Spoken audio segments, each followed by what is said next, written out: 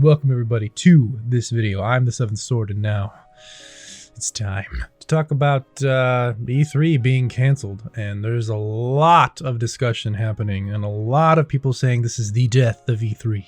E3 will be no more. And I mean, I suppose there's a valid claim that maybe a lot of developers and publishers will now see what it's like when they don't go to an E3. And how they're going to handle the information that normally they would have shared through E3, they're going to share independently at this point.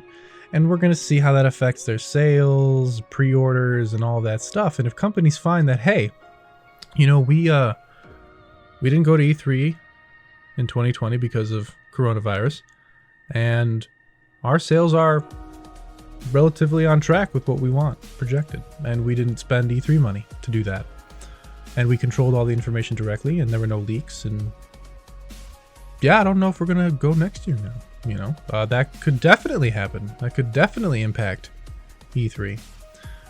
But personally, I think because E3 is such an ingrained tradition and something that is just part of the gaming universe, as it be, I don't think it's gonna go anywhere. I think it might get hurt.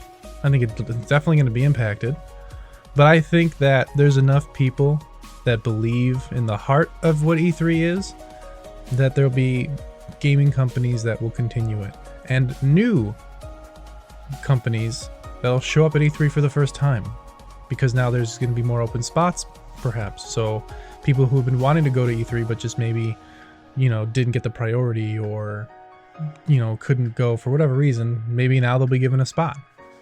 So it opens up the doors for those kinds of developers and publishers. Maybe even some more indie developers can get into E3. I know that there's like some indie developers at E3, but not obviously E3 is for the big, huge publishers. And if they choose to showcase E3 games indie games, then they will be showcased at E3. But I'm saying it'd be cool if there was even just more of a time slot, like just a bigger time slot given to a lot of independent developers. And we're starting to see that more and more, which is really, really cool. But I feel like there might be even just more time cut out for them next year if we get a handle on the coronavirus, that is. So personally, again, I think it's going to be okay. But I do understand where the information about how it's going to die is coming from. I just think it's a little bit of an overreach. That's just my opinion, but there's still a lot of buzz and interest in E3, although it is dying down at the same time.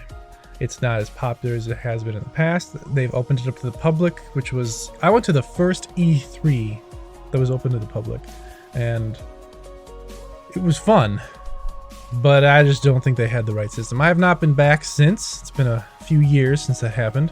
I want to go to another one, obviously not this year. But I would hope to go to the next one. That'd be really, really cool if we could do some live E3 coverages, talk gaming or something in the future. It'd be really, really fun. So I want to see it continue, you know, and I think it will, just because of how important it has been in the past. I just don't think people are going to give up on it for it being canceled 1 year. I don't think that's going to happen.